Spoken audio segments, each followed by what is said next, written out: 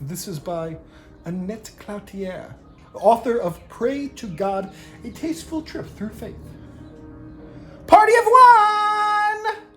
Blissfully happy that my choice to read Rebecca Whitecotton's Pull Yourself Together occurred in the fourth dimension of current time, although I would not be surprised if my fifth dimensional self refers to her magnificent opus in the future. This one is by KST. Fantastic, powerful, thoughtful, loving, a beautifully written guide to help the me get back to me. By R.L.M. Roads Not Traveled? If you ever wondered, or perhaps regretted, a decision in the past, this book will help you see that differently. I came away realizing that all decisions are possible, not to be feared, only delighted in. Imagine yourself as a sought-after actor, being offered any and all parts you may ever want, and you can name your own prize. That's the understanding I have now about my future. In learning about past decisions, we are more open to possible futures. This one is by Scott Gittrich. Inspiring and thought-provoking. I read this book because my sister recommended it, and even though New Age isn't my inclination, wow, loved it. The story just pulled me forward.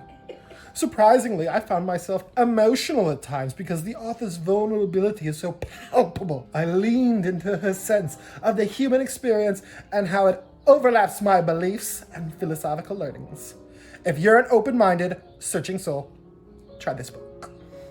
This is by Paul Rowland. Amazing journey of self-discovery.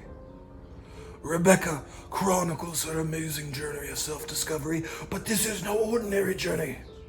Her discoveries led to a deep understanding of multiple realities, coexisting as alternate lives that branch off, as she made decisions both great and small.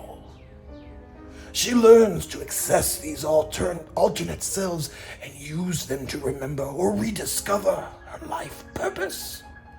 In the end, she provides a practical guide for all of us to accomplish what she has done for herself using a practical and insightful guide.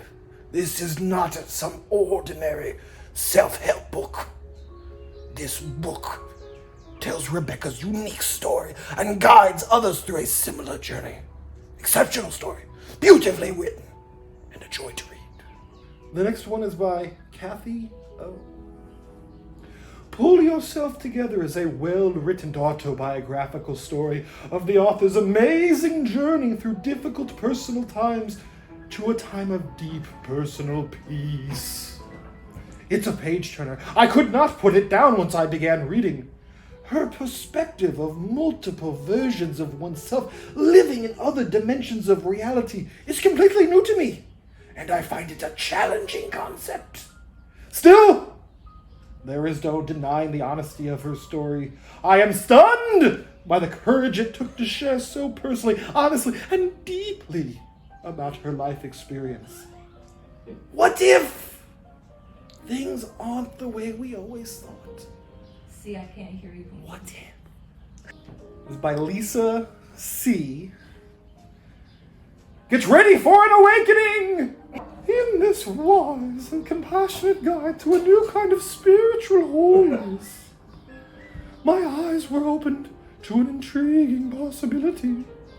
What if there are no mistakes?